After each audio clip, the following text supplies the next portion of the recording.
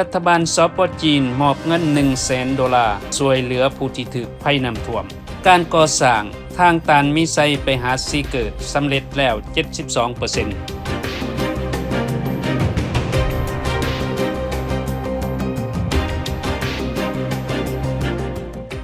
สบายดีท่านผู้ชมหลายภาคส่วนนับทั้งบรรดาบริษัทธุรกิจและบุคคลได้บริจาคทุนพร้อมเครื่องอุปโภคบริโภคให้ประชาชนผู้ที่ถูกผลกระทบจากภัยน้ำท่วมทางการสากลก็มีหลายประเทศได้บริจาคให้การช่วยเหลือในนี้ก็มีรัฐบาลสป.จีนก็ได้มอบเงิน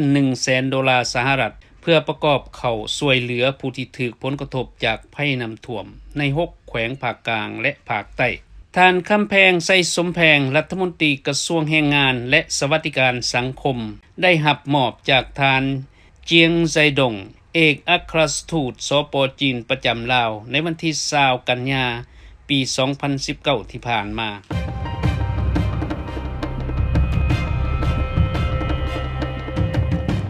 สบายดีท่านผู้ชมมื้อนี้จะอัปเดต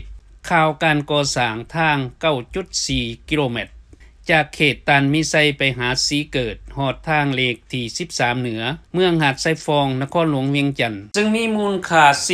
45.1 ล้านดอลลาร์สหรัฐอเมริกาก่อสร้างโดยบริษัทตังเจริญกรุ๊ปคอร์ปอเรชั่นบริษัทตังเจริญเป็นผู้จ่ายมูลค่าก่อสร้างล่วงหน้าทั้งหมดภายหลังสำเร็จรัฐบาลลาวจะจ่ายคืนให้บริษัทตังเจริญภายใน7ปีบวกกับดอกเบี้ย 3.5% ต่อปี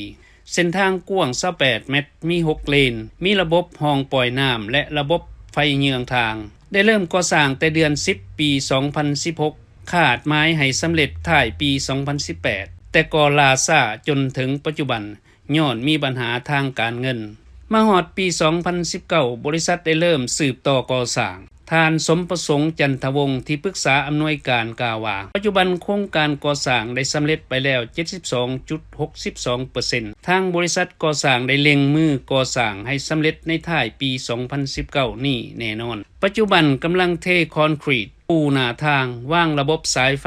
เพื่อใช้ไฟเยืองทางถ้าสำเร็จจะสร้างให้การสัญจรสะดวกยิ่งขึ้นเพราะเส้นทางจะเสื่อมจอดทางเหล็กที่13เหนือไปหามหาวิทยาลัยแห่งศาสตร์ดงโดกและไปต่อกับทาง450ปี